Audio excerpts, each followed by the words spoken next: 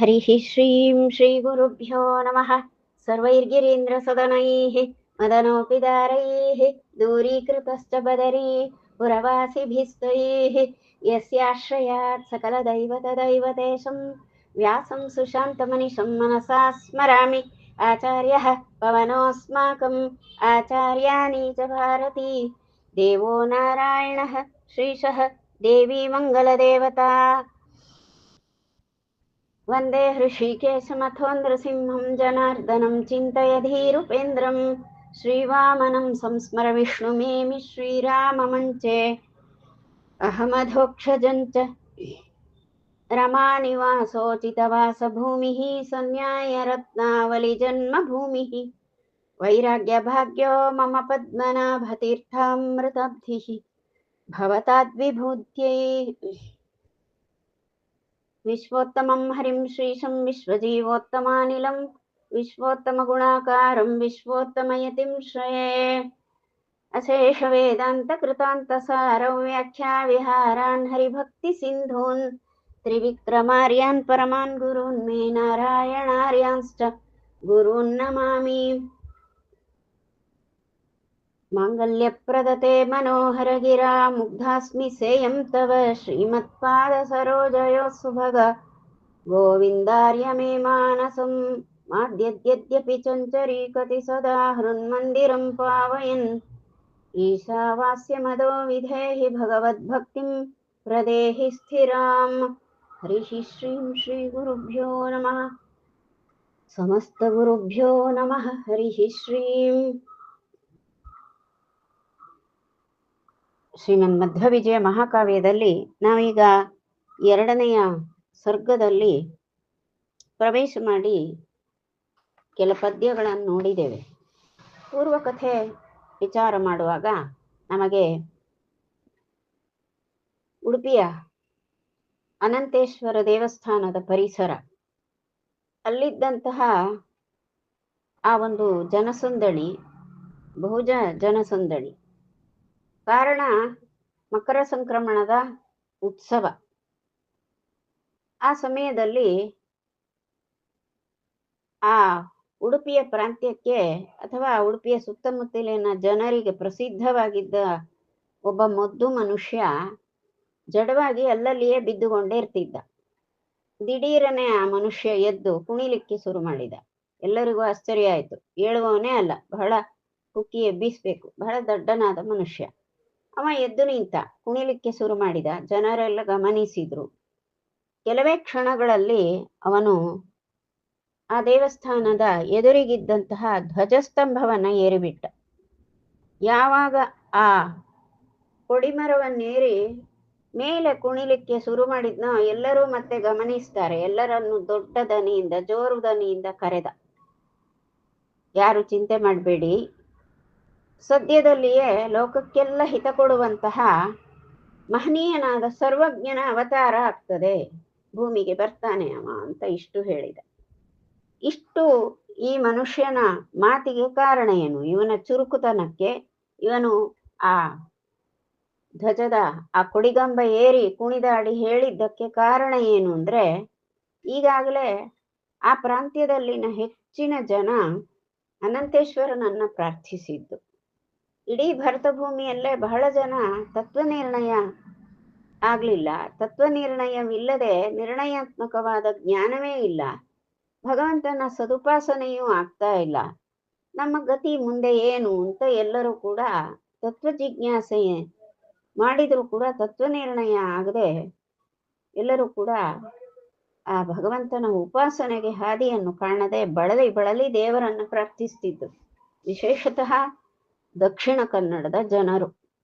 ಆಗ ಅಲ್ಲಿ ಅನಂತೇಶ್ವರನ ಅನುಗ್ರಹ ಆಗಿ ಅದಕ್ಕೆ ಅವರಿಗೆಲ್ಲ ಸೂಚಿಸ್ಲಿಕ್ಕಾಗಿ ಆ ಬೇಡಿದ ಜನರೆಲ್ಲ ಸಂಕ್ರಮಣದ ಉತ್ಸವಕ್ಕೆ ಸೇರಿದ್ರಲ್ಲ.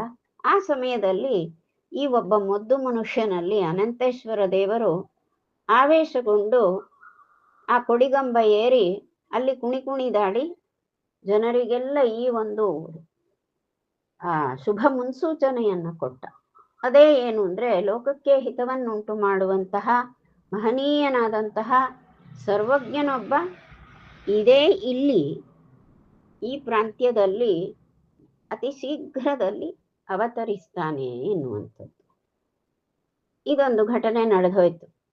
ಈಗ ನಮಗೆ ಈ ಉಡುಪಿ ಸಮೀಪದಲ್ಲೇ ಇರುವಂತಹ ಸಗ್ರಿ ಎನ್ನುವಂತಹ ಸ್ಥಳ ಇದೆ. ಅದು ಮಣಿಪಾಲಕ್ಕೆ ಹೋಗುವ ಹಾದಿಯಲ್ಲಿ ಸಿಗ್ತದೆ. ಉಡುಪಿಯಿಂದ ಮಣಿಪಾಲಕ್ಕೆ ಹೋಗುವಾಗ ಸಗ್ರಿ ಎನ್ನುವಂಥ ಸ್ವಲ್ಪ ಒಳಗೆ ಹೋಗ್ಲಿಕ್ಕೆ ಹೋದ್ರೆ ಸಿಗುವಂತಹ ಸ್ಥಳ.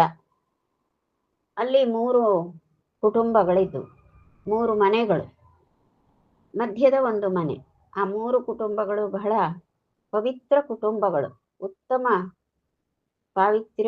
ಪವಿತ್ರವಾದಂತಹ ಸದಾಚರಣೆಗಳನ್ನು ಉಳ್ಳಂತಹ, ವೇದಾಧ್ಯಯನ ಸಂಪನ್ನರಾದಂತಹ, ಶಾಸ್ತ್ರಾಧ್ಯಯನ ಸಂಪನ್ನರಾದಂತಹ ಜನರಿಂದ ತುಂಬಿದಂತಹ 3 ಕುಟುಂಬಗಳಿದ್ದು, ಅದರಲ್ಲಿ ಮಧ್ಯ ಮನೆಯಲ್ಲಿ ಒಬ್ಬ ಮಹನೀಯನಾದಂತಹ ವ್ಯಕ್ತಿಯ ಜನನ ಆಯಿತು. ಆ ವ್ಯಕ್ತಿ ಹೇಗಿದ್ದ ಅಂದ್ರೆ, ಆ ನಡುಮನೆಯ ಕುಟುಂಬಕ್ಕೆ ಒಂದು ರತ್ನದ ಹಾಗೆ ಇದ್ದಂತಹ ಬ್ರಾಹ್ಮಣ. ಅಂತಹ ಮಹನೀಯರ ಜನ್ಮ ಆಯಿತು ಅಲ್ಲಿ ಆ ಮಧ್ಯ ಮನೆಯಲ್ಲಿ.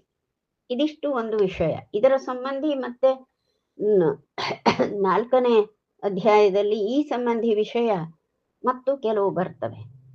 ಈಗ ಮತ್ತೆ ಮುಂದಿನ ಶ್ಲೋಕಕ್ಕೆ ಹೋಗುವ. ವೇದಾದ್ರಿ ಸದ್ರಜತ ಪೀಠಪುರೇಶ್ವರಾಭ್ಯಾಂ ಗ್ರಾಮೋ ವಿಭೂಷಿತ ತರಹ ಶಿವರೂಪ್ಯ ನಾಮಾಂ ಹೇಮಾದ್ರಿರಾಜ ವಿಭುರಾಜದಿಲಾವೃತಾಭಃ ತಸ್ಯಾಭವದ್ಗುರುಗುಣಃ ಖಲು ಮೂಲಭೂಮಿ ಎನ್ನುವಂಥದ್ದು. ಮತ್ತೊಮ್ಮೆ ಶ್ಲೋಕ ಓದ್ತೇನೆ, ಈಗ ಅರ್ಥವನ್ನು ವಿಚಾರ ಮಾಡಿಕೊಳ್ಳುವ. ಈ ಒಂದು ಭೌಗೋಳಿಕವಾದ ಪರಿಸರ ಇದು ಹೇಗೆ ಉಂಟು ಅಂತ ಹೇಳ್ತಾರೆ. ಉಡುಪಿ ಅಂದ್ರೆ ಏನು, ಅಲ್ಲಿ ಏನುಂಟು, ನಮಗೆ ಭೌಗೋಳಿಕ ಮೇಲ್ಮೈಯನ್ನೆಲ್ಲ ನೋಡ್ಕೊಳ್ಬೇಕಾಗ್ತದೆ. ಒಂದು ಸ್ಥಳ ಇದೆ ಅಂದ್ರೆ ಆ ಸ್ಥಳದ ಉತ್ತರ, ದಕ್ಷಿಣ, ಪೂರ್ವ, ಪಶ್ಚಿಮಗಳಲ್ಲಿ ಏನುಂಟು ಇದನ್ನ ನೋಡುವಂಥದ್ದು. ಇದು ಉಡುಪಿ ಎನ್ನುವಂಥ ಕ್ಷೇತ್ರ. ಇದಕ್ಕೆ ಪೂರ್ವದಲ್ಲಿ ವೇದಾದ್ರಿ ಇದೆ. ಅಂದ್ರೆ ಈ ಎಲ್ಲ ಕರಾವಳಿ ಪ್ರದೇಶ, ಪಶ್ಚಿಮ ಕರಾವಳಿ ಪ್ರದೇಶಗಳಿಗೆ ಪೂರ್ವ ಭಾಗದಲ್ಲಿ ಪಶ್ಚಿಮ ಘಟ್ಟಗಳು, ಪಶ್ಚಿಮ ಭಾಗದಲ್ಲಿ ಸಮುದ್ರ ಉಂಟು, ಅರಬ್ಬಿ ಸಮುದ್ರ. ಪೂರ್ವ ಭಾಗದಲ್ಲಿ ಪರ್ವತ ಶ್ರೇಣಿ ಉಂಟು. ಕ್ರಮೇಣವಾಗಿ ಏರಿ ಘಟ್ಟ ಏರ್ತೇವೆ. ಹಾಗೆ ಆ ಪಶ್ಚಿಮ ಘಟ್ಟಗಳು ಉಂಟು. ಅದರಲ್ಲಿ ಒಂದೊಂದು ಘಟ್ಟ ಪ್ರದೇಶಕ್ಕೆ ಒಂದೊಂದು ಪ್ರತ್ಯೇಕ ಹೆಸರುಗಳು ಉಂಟು. ಕೆಲವು ಕಡೆ ಯಾವ ಹೆಸರು ಹೇಳುವುದಿಲ್ಲ, ಘಟ್ಟ ಅಂತ ಅಷ್ಟೇ ಹೇಳ್ತಾರೆ, ಪಶ್ಚಿಮ ಘಟ್ಟ ಹೇಳುದು. ಕೆಲವು ಕಡೆಯಲ್ಲಿ ಪ್ರತ್ಯೇಕವಾಗಿ ಇಂಥದ್ದು ಅಂತ ಒಂದು ಆ ಭಾಗಕ್ಕೆ ಮಾತ್ರ ಒಂದು ಹೆಸರನ್ನು ಹೇಳ್ತಾರೆ. ಹಾಗೆ ವೇದಾದ್ರಿ ಅಂತ ಹೇಳ್ತಾರೆ, ವೇದಾಚಲ ಅಂತ ಕರೆಯುವಂತಹ, ಪೂರ್ವದಲ್ಲಿ ವೇದಾಚಲ ಅಂತ ಕರೆಸಿಕೊಳ್ಳುವಂತಹ ಘಟ್ಟ. ಮತ್ತೆ ಇನ್ನೊಂದು ಸ್ಥಳದಲ್ಲಿ ರಜತ ಪೀಠದ ಪುರದಲ್ಲಿ ಒಡೆಯನಾಗಿರುವಂತಹ ಅನಂತೇಶ್ವರ. ಹೀಗೆ ಅನಂತೇಶ್ವರ ದೇವರು, ಹಾಗೆ ಪೂರ್ವದಲ್ಲಿ ವೇದಾಚಲ ಇರುವಂತಹ ಸ್ಥಳ. ಹಾಗೆ ಮತ್ತೆ ಇನ್ನೊಂದು ಬದಿಗೆ ಸುವರ್ಣ ನದಿ ಉಂಟು, ಮತ್ತೊಂದು ದಿಕ್ಕಿನಲ್ಲಿ ಪಾಪವಿನಾಶಿನಿ ನದಿ ಉಂಟು. ಹೀಗೆ ಸುವರ್ಣ, ಪಾಪವಿನಾಶಿನಿ ನದಿಗಳ ಮಧ್ಯೆ ಇರುವಂತಹ ಭಾಗ, ಹಾಗೆಯೇ ಅನಂತೇಶ್ವರ ನೆಲೆಗೊಂಡಂತಹ ಒಂದು ಸ್ಥಳ, ಪವಿತ್ರ ಭೂಮಿ. ಪೂರ್ವದಲ್ಲಿ ವೇದಾಚಲ ಉಂಟು. ಆ ವೇದಾಚಲದಲ್ಲಿ ಹುಟ್ಟಿ ಬರುವಂಥದ್ದು ಸುವರ್ಣ ನದಿ. ಅಲ್ಲಿ ಅನೇಕ ನದಿಗಳ ಉಗಮ ಆಗ್ತದೆ.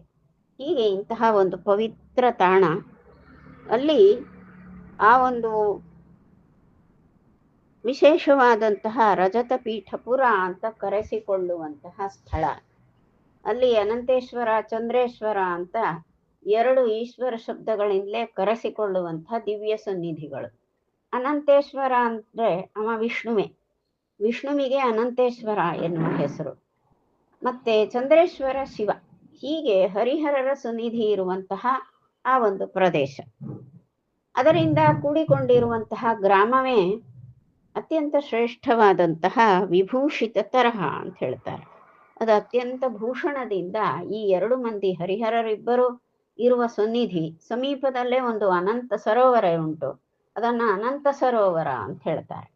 ಆ ಅನಂತ ಸರೋವರ ಇದರಿಂದ ಕೂಡಿರುವಂತಹ ದಿವ್ಯವಾದಂತಹ ಸ್ಥಳ.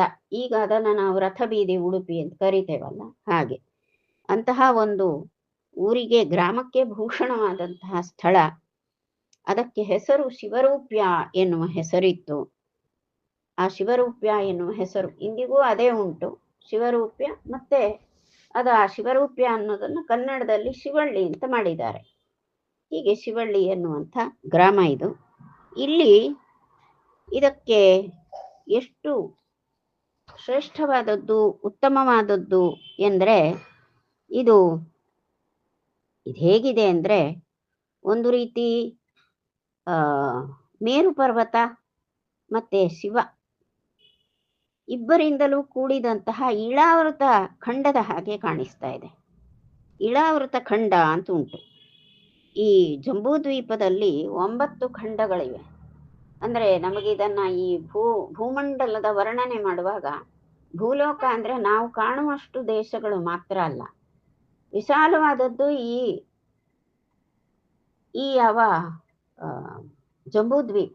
ಈ ಜಂಬೂದ್ವೀಪದಲ್ಲಿ 9 ಖಂಡಗಳುಂಟು. ಈ 9 ಖಂಡಗಳಲ್ಲಿ ನಾವು ಭಾರತ ವರ್ಷ ಎನ್ನುವಂತಹ ಸ್ಥಳದಲ್ಲಿ ನಾವು ಈಗ ವಾಸ ಮಾಡ್ತಾ ಇದ್ದೇವೆ. ಅದಕ್ಕೆ ಭರತ ವರ್ಷೆ, ಭರತ ಖಂಡೆ ಅಂತ ಹೀಗೆಲ್ಲ ನಾವು ಸಂಕಲ್ಪ ಮಾಡುವಾಗೆಲ್ಲ ಹೇಳ್ತೇವಲ್ವಾ. ನಾವೀಗ ವಾಸ ಮಾಡುವಂಥದ್ದು ಭರತ ವರ್ಷ. ಇದೇ ರೀತಿಯಾಗಿ ಇನ್ನೊಂದು ಇಳಾವೃತ ವರ್ಷ ಅಂತಿದೆ. ಆ ಇಳಾವೃತ ವರ್ಷ ಹೇಗಿದೆ ಅಂತ ಕೇಳಿದ್ರೆ, ಅದು ಕೂಡ ಈ ಜಂಬೂದ್ವೀಪದ ಮಧ್ಯದಲ್ಲೇ ಇರುವಂಥದ್ದು ಇಳಾವೃತ ವರ್ಷ ಎನ್ನುವಂಥದ್ದು. ನಾವೆಲ್ಲಾದ್ರೂ ಹೋಗಿ ಕಾಣ್ಲಿಕ್ಕೆ ಆಗ್ತದಾ? ಇಲ್ಲ, ಕಾಣ್ಲಿಕ್ಕೆ ಆಗುದಿಲ್ಲ. ಯಾಕೆಂದ್ರೆ ಕೆಲವೆಲ್ಲ ಅರ್ಹತೆ ಬೇಕಾಗ್ತದೆ. ಎಲ್ಲೆಲ್ಲಿ ಆದ್ರೂ ಹೋಗ್ಲಿಕ್ಕೆ ಅರ್ಹತೆ ಬೇಕು, ಎಲ್ಲರೂ ಹೋಗ್ಲಿಕ್ಕೆ ಬರುವುದಿಲ್ಲ. ಮೇಲ್ಬದರಿಗೆ ಹೋಗ್ಲಿಕ್ಕೆ ಸಾಧ್ಯವಾ? ಇಲ್ಲ. ಅಲ್ಲಿಂದ ಮುಂದೆ ಹೋಗ್ಲಿಕ್ಕೆ ಸಾಧ್ಯ ಇಲ್ಲ. ಯಾಕೆಂದ್ರೆ ಅಷ್ಟು ದಟ್ಟವಾದ ಹಿಮದ ಸಾಂದ್ರತೆ ಇದೆ. ಆ ಹಿಮ ಪ್ರದೇಶದಲ್ಲಿ ಮತ್ತೆ ಮುಂದೆ ಹೋಗ್ಲಿಕ್ಕೆ ಬರುವುದಿಲ್ಲ ಅಂತ ಹೇಳ್ತಾರೆ. ಹಾಗೆ ಆಯ್ತು. ಹೀಗೆ ಇಳಾವೃತ ವರ್ಷ ಅಂತ ಒಂದು ಈ ಭರತ ವರ್ಷದ ನಂತರದಲ್ಲಿ ಅಲ್ಲೇ ಸಮೀಪಕ್ಕೆ ಇರುವಂಥದ್ದೇ ಇಳಾವೃತ ವರ್ಷ. ಆ ಇಳಾವೃತ ವರ್ಷ ಅಲ್ಲಿ ಅದರ ಒಡೆಯನಾಗಿ ಶಿವ ಇದ್ದಾನೆ. ಸಮೀಪದಲ್ಲೇ ಇರುವಂತಹ ಮೇರು ಪರ್ವತ ಉಂಟು. ಹೀಗೆ ಇಂತಹ ಒಂದು ಶಿವನ ಸನ್ನಿಧಿ, ಕೈಲಾಸ ಸನ್ನಿಧಿ ಉಂಟಲ್ವಾ, ಕೈಲಾಸ ಮತ್ತು ಮೇರು ಪರ್ವತ ಇವೆರಡಕ್ಕೂ ಕೂಡ ಮಧ್ಯದಲ್ಲಿ ಇರುವಂತಹ ಇಳಾವೃತ ವರ್ಷ ಹೇಗೆ ಶೋಭಿಸ್ತಾ ಉಂಟೋ ಅದೇ ರೀತಿಯಾಗಿ ಶೋಭಿಸುವಂತಹ ಈ ಒಂದು ಸನ್ನಿಧಿ, ಈ ಒಂದು ಶಿವಳ್ಳಿ ಎನ್ನುವಂತಹ ಗ್ರಾಮ, ಶಿವರೂಪ್ಯ, ಶಿವಳ್ಳಿ, ಕನ್ನಡದಲ್ಲಿ ಶಿವಳ್ಳಿ ಎನ್ನುವಂತಹ ಗ್ರಾಮ, ಇದು ಅನಂತೇಶ್ವರ ಸನ್ನಿಧಿಯಿಂದ ಹಿಡಿದು ಆ ವೇದಾಚಲದವರೆಗೆ ಹರಡಿರುವಂತಹ ಒಂದು ದಿವ್ಯವಾದ ಸ್ಥಳ ಅಂತ ಹೇಳ್ತಾರೆ. ಈ ಶಿವಳ್ಳಿಯನ್ನೇ ಉಡುಪಿ ಅಂತ ಹೇಳುದು. ಉಡುಪಿಗೆ ಶಿವಳ್ಳಿ ಅಂತ ಹೆಸರು, ಸಂಸ್ಕೃತದಲ್ಲಿ ಶಿವರೂಪ್ಯ ಅಂತ ಕರೀತಾರೆ. ಇಂತಹ ಸ್ಥಳ ಇಲ್ಲಿ ಈ ಒಂದು ಮೂಲ ಭೂಮಿ, ಇದೇ ಮೂಲ ಊರಾಗಿರುವಂಥದ್ದು ಈ ಕುಟುಂಬಕ್ಕೆ. ಯಾವುದು? ಮಧ್ಯಗೇಹ ಅಂತ ಹೇಳಿದ್ರಲ್ಲ, ಅಂದ್ರೆ ನಡುಮನೆ ಅಂತ. ಆ ಸಗ್ರಿ ಅಂತ ಹೇಳಿದೆ ಅಲ್ಲ, ಅಲ್ಲಿ 3 ಕುಟುಂಬಗಳು. ಅದರಲ್ಲಿ ಮಧ್ಯ ಮನೆಯ ಆ ಕುಟುಂಬ ಇತ್ತಲ್ಲ, ಮಧ್ಯ ಮನೆಯ ಮನೆತನ, ಆ ಮನೆತನ ಇಂತಹ ಒಂದು ಪವಿತ್ರ ತಾಣದಲ್ಲೇ ಉಂಟು. ಇದೇ ಅವರ ಅತ್ಯಂತ ಗುರುಗುಣ ಅಂತ ಶ್ರೇಷ್ಠವಾದಂತಹ ಗುಣಗಳಿಂದ, ಪಾವಿತ್ರ್ಯ ಗುಣದಿಂದ ಕೂಡಿರುವಂತಹ ಪ್ರದೇಶ. ಅಲ್ಲಿ ಇರುವಂತಹ ಮನೆತನವೂ ಅತ್ಯಂತ ಪವಿತ್ರ ಗುಣದಿಂದ ಇರುವಂಥದ್ದು. ಅದೇ ಮೂಲ ಭೂಮಿಯಾಗಿ, ತಮ್ಮ ಮೂಲ ಸ್ಥಳವಾಗಿ ಉಳ್ಳಂತಹ ಆ 3 ಕುಟುಂಬಗಳು. ಅದರಲ್ಲಿ ನಡುಮನೆ ಕುಟುಂಬ, ಮಧ್ಯದ ಮನೆಯೇ ನಡುಮನೆ ಕುಟುಂಬ. ಇದನ್ನ ತುಳುವಿನಲ್ಲಿ ನಡಿಲ್ಲ ಅಂತ ಹೇಳ್ತಾರೆ. ನಡಿಲ್ಲಾಯರು ಅಂತ, ಆ ಕುಟುಂಬದವರಿಗೆಲ್ಲ ನಡಿಲ್ಲಾಯರು ಅಂತ ಹೆಸರು. ಮುಂದೆ ಇದರ ಸಂಬಂಧಿಯಾದದ್ದೆಲ್ಲ ನಮಗೆ 4ನೇ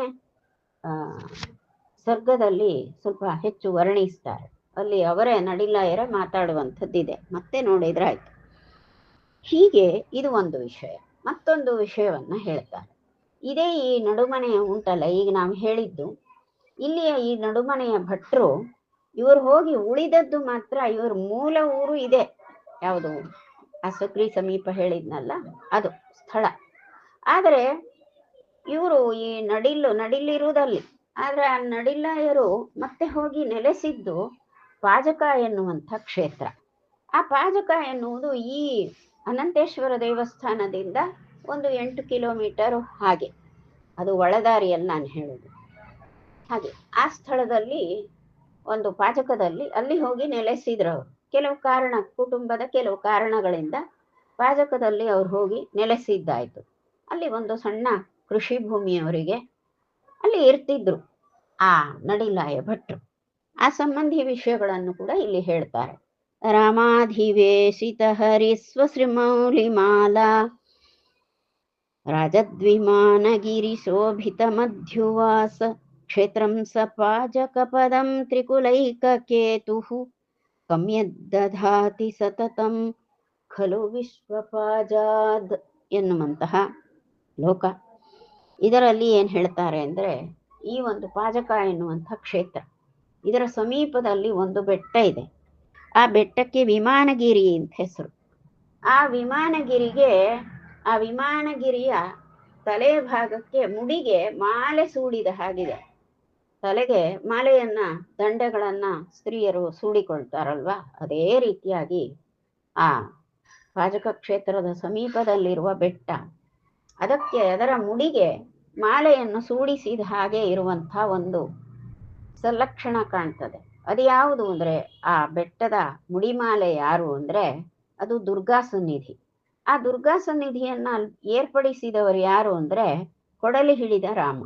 ರಾಮ ಅನ್ನೋ ಪದ ಬಂದ ಕೂಡಲೇ ಅನೇಕ 3 ಜನ ರಾಮರು ಕಣ್ಮುಂದೆ ಬರ್ತಾರೆ. ಒಬ್ಬ ಆ ಭೃಗುಕುಲದಲ್ಲಿ ಬಂದಂಥ ಜಮದಗ್ನಿ ಮಗ ರಾಮ, ರೇಣುಕಾ ಜಮದಗ್ನಿ ದಂಪತಿಗಳ ಮಗ ರಾಮ. ರಘುವಂಶದಲ್ಲಿ ಬಂದಂತಹ ಕೌಸಲ್ಯ ದಶರಥ ದಂಪತಿಗಳ ಮಗ ರಾಮ. ಮತ್ತೆ ದ್ವಾಪರ ಯುಗದಲ್ಲಿ ಅವತರಿಸಿದಂತಹ ರಾಮ ಅವ ಯಾರು ಅಂದ್ರೆ ರೋಹಿಣಿ ವಸುದೇವ ದಂಪತಿಗಳ ಮಗ. ಅವನನ್ನ ಬಲಭದ್ರ ಅಂತಲೂ ಕರೀತಾರೆ, ಪ್ರಸಿದ್ಧವಾಗಿ ಬಲರಾಮ ಅಂತಾರೆ. ಅದಕ್ಕೆ ರಾಮ ಅನ್ನೋ ಪದ ಬಂದ್ರೆ ಯಾವ ರಾಮ ಅಂತ ಯೋಚಿಸಿಯೇ ಹೇಳ್ಬೇಕು. ಇಲ್ಲಿ ರಾಮ ಅಂದ್ರೆ ಪರಶುರಾಮ ಅಂತ, ಕೊಡಲಿ ಹಿಡಿದ ರಾಮ. ಕೊಡಲಿಯನ್ನಿಟ್ಟುಕೊಂಡು ಕೈಯಲ್ಲಿ ಹಿಡಿದು ಊರೆಲ್ಲ ತಿರುಗಾಡ್ತಾ ಇದ್ದಂತಹ ಒಬ್ಬ ಆ ಋಷಿ ರೂಪ. ಯಾರು ಆ ಋಷಿ ರೂಪದಲ್ಲಿದ್ದಂತಹ ರಾಮ ಎನ್ನುವ ಹೆಸರಿನ ಪರಮಾತ್ಮನೇ ಅವ. ಪರಮಾತ್ಮ ಹರಿಯೇ ಆ ರಾಮ ಅನ್ನುವ ಅವತಾರವನ್ನು ಮಾಡಿದ್ದು. ಅಂತಹ ರಾಮ 7 ದುರ್ಗೆಯರನ್ನ ಇದೇ ಈ ಕರಾವಳಿಯಲ್ಲಿ ನೆಲೆ ಮಾಡಿದ್ದಾನೆ. ಅದರಲ್ಲಿ ಈ ವಿಮಾನ ಪರ್ವತ ಅಂತ ಈಗಾಗಲೇ ಯಾವ ಪಾಜಕ ಕ್ಷೇತ್ರದ ಸಮೀಪಕ್ಕಿರುವಂತಹ ಬೆಟ್ಟ, ಅದಕ್ಕೆ ವಿಮಾನಗಿರಿ ಅಂತ ಹೆಸರು. ಆ ವಿಮಾನಗಿರಿಯ ಮೇಲು ಭಾಗದಲ್ಲಿ ಒಂದು ದುರ್ಗಾ ಸನ್ನಿಧಿಯನ್ನ ಏರ್ಪಡಿಸಿದ, ದುರ್ಗಾ ಪ್ರತಿಷ್ಠೆಯನ್ನ ಮಾಡಿದ. ಅದಕ್ಕೆ ಹರಿಸ್ವಸ್ರು ಮೌಲಿ ಅಂತ ಹೇಳ್ತಾರೆ. ಹರಿಸ್ವಸ್ರು, ಹರಿಯ ತಂಗಿಯಾಗಿ ಅವತರಿಸಿದ್ದು. ಯಾಕೆ ಅಂದ್ರೆ ಪರಮಾತ್ಮ ಕೃಷ್ಣ ಅವನು ದೇವಕಿ ವಸುದೇವರ ಮಗನಾಗಿ ಅವತರಿಸಿದಾಗ ಅವನು ಹೋಗಿ ಸೇರಿದ್ದು ನಂದವ್ರಜಕ್ಕೆ. ಆ ವ್ರಜದ ಅಧಿಪತಿ ನಂದ, ಪತ್ನಿ ಯಶೋಧ. ಆ ಯಶೋಧ ನಂದಗೋಪರ ಮಗಳಾಗಿ ದುರ್ಗಾ ಅವತಾರ ಮಾಡಿದ್ಲು. ಅವರಿಬ್ಬರು, ಆ ಯಶೋಧ ನಂದಗೋಪ ಕೃಷ್ಣನಿಗೆ ತಾಯಿ ತಂದೆಯರಾದ್ರೆ ಅವರ ಮಗಳೇನಾಗ್ಬೇಕಾಯ್ತು, ತಂಗಿ ಅಂತಲೇ ವ್ಯವಹಾರ. ದುರ್ಗಾ ಅವಳು ವಸ್ತುತಃ ಇವನ ಪತ್ನಿಯೇ, ಹರಿಯ ಪತ್ನಿ.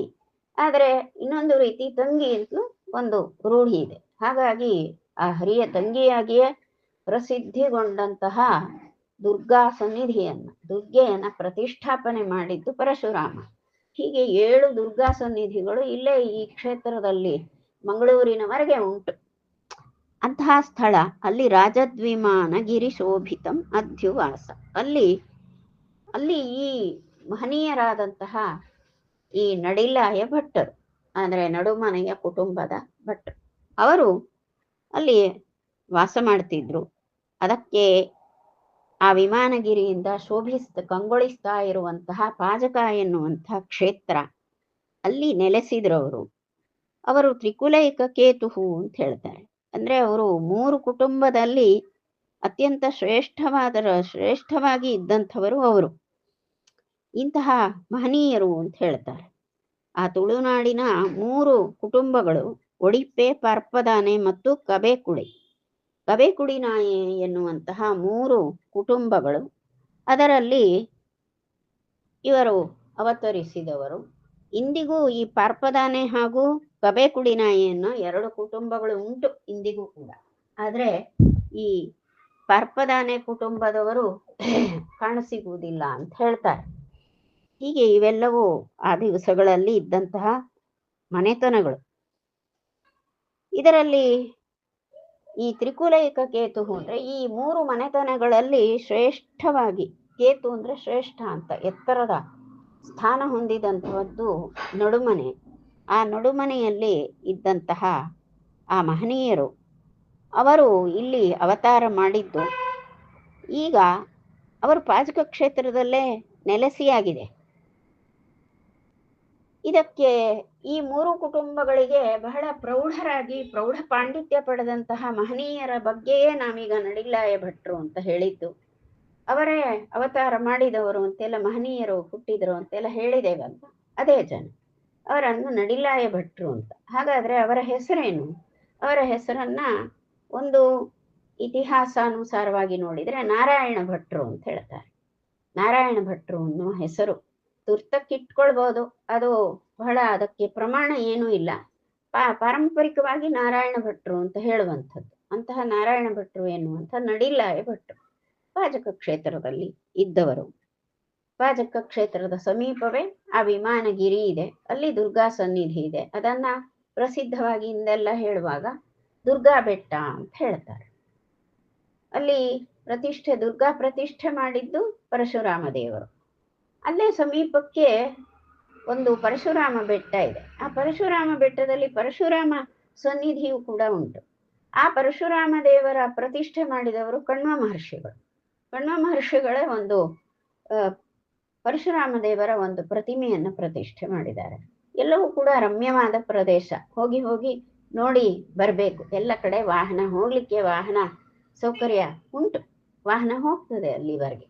ಹೀಗೆಲ್ಲ ಇರುವಂಥ ಎಲ್ಲ ಪವಿತ್ರ ಕ್ಷೇತ್ರಗಳ ಸ್ಮರಣೆ ಕೊಡುವಂಥ ಈ ಪದ್ಯಗಳು. ಈ 2 ಪದ್ಯಗಳನ್ನು ಒಮ್ಮೆ ಓದಿ ಬಿಡ್ತೇನೆ, ಸ್ಪಷ್ಟ ಆಗ್ತದೆ. ವೇದಾದ್ರಿ ಸದ್ರಜತ ಪೀಠ ಪುರೇಶ್ವರಾಭ್ಯಾಂ ಗ್ರಾಮೋ ವಿಭೂಷಿತ ತರಹ ಶಿವರೂಪ್ಯ ನಾಮಾಂ ಹೇಮಾದ್ರಿರಾಜ ವಿಭುರಾಜದಿಲಾವೃತಾಭಃ ತಸ್ಯಾಭವದ್ಗುರುಗುಣಃ ಖಲು ಮೂಲಭೂಮಿಃ ರಾಮಾಧಿವೇಶಿತ ಹರಿಸ್ವಸೃಮೌಲಿಮಾಲಾ ರಾಜದ್ವಿಮಾನಗಿರಿ ಶೋಭಿತ ಮಧ್ಯುವಾಸ ಕ್ಷೇತ್ರಂ ಸಪಾಜಕಪದಂ ತ್ರಿಕುಲೈಕಕೇತುಃ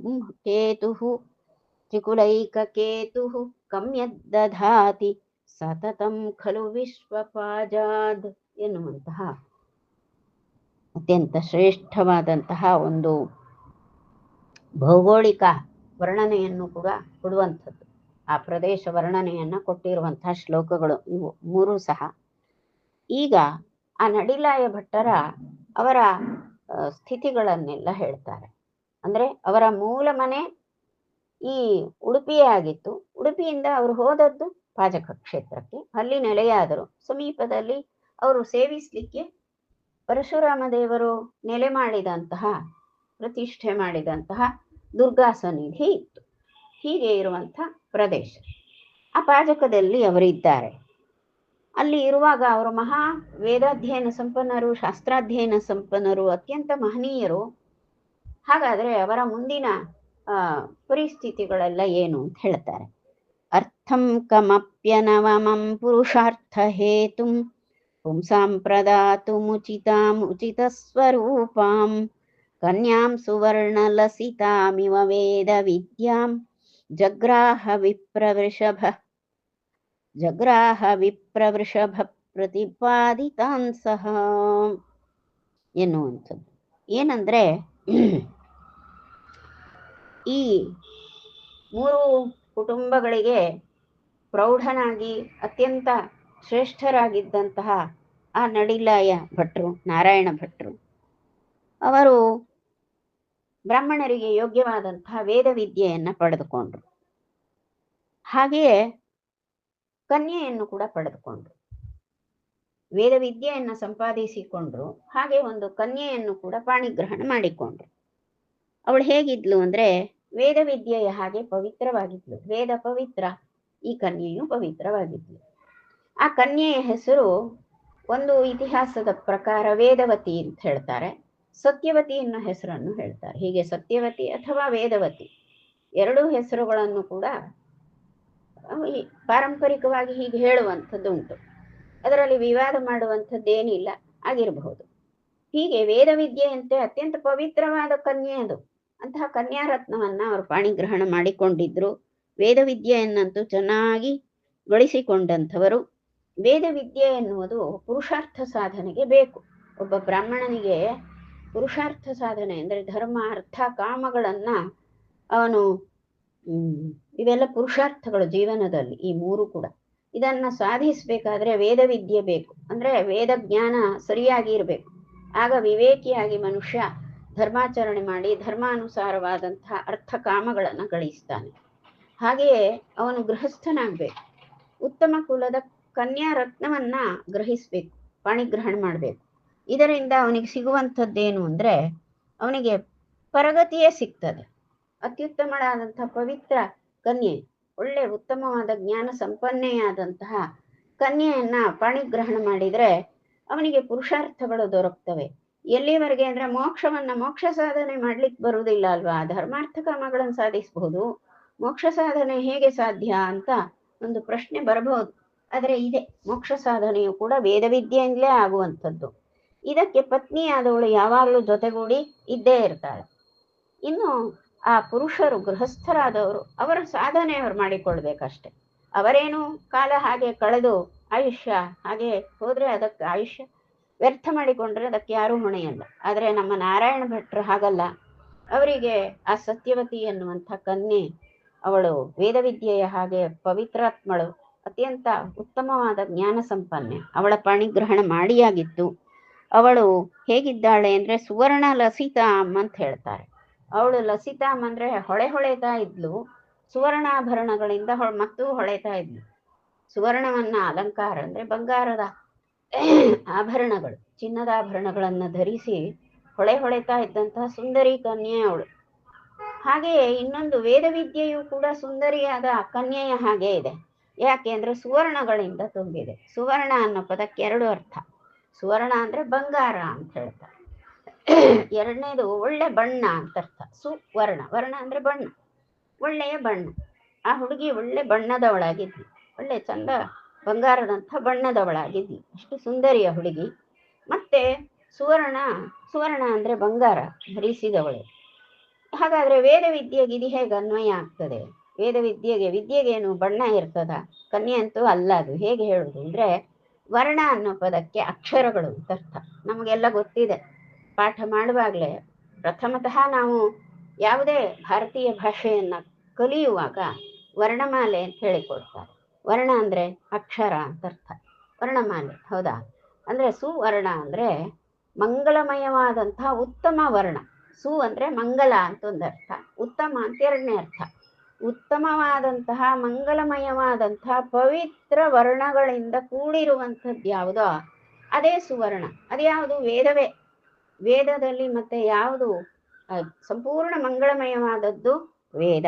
ಇಂತಹ ವೇದದಂತೆ ಅವಳು ಇದ್ಲು ಅಂತ, ಅಷ್ಟು ಪವಿತ್ರಾತ್ಮಳು ಅವಳು. ಇಂತಹ ವೇದ ವಿದ್ಯೆ ಇದನ್ನ ಅವರು ಪಡೆದುಕೊಂಡ್ರು. ಇಂತಹ ವೇದ ವಿದ್ಯಾಂ ಜಗ್ರಾಹ, ವೇದ ವಿದ್ಯೆಯನ್ನ ಅವರು ಜಗ್ರಾಹ ಅಂದ್ರೆ ಗ್ರಹಿಸಿದ್ರು, ಕಲಿತರು, ವೇದ ವಿದ್ಯಾಭ್ಯಾಸ ಪಡೆದವರು ಅಂತ ಅರ್ಥ. ವೇದ ವಿದ್ಯಾಮಿವ, ವೇದ ವಿದ್ಯೆ ಹೇಗೆ ಪವಿತ್ರವೋ ಅದು ಸುವರ್ಣ ಹೇಗೆ ಉಂಟು ಹಾಗೆ ಉತ್ತಮ ವರ್ಣದವಳಾಗಿ ಚಂದದ ಬಣ್ಣದಿಂದ ಬಂಗಾರದಂತೆ ಕಂಗೊಳಿಸುವಂತಹ, ಬಂಗಾರದ ಆಭರಣಗಳಿಂದ ಅಲಂಕೃತಳಾದಂತಹ ಆ ಸತ್ಯವತಿ ಅಥವಾ ವೇದವತಿ ಎನ್ನುವ ಕನ್ಯೆಯನ್ನ ಇವರು ಜಗ್ರಾಹ ಗ್ರಹಿಸಿದ್ರು, ಪಾಣಿಗ್ರಹಣ ಮಾಡಿದ್ರು ಅಂತ ಅರ್ಥ.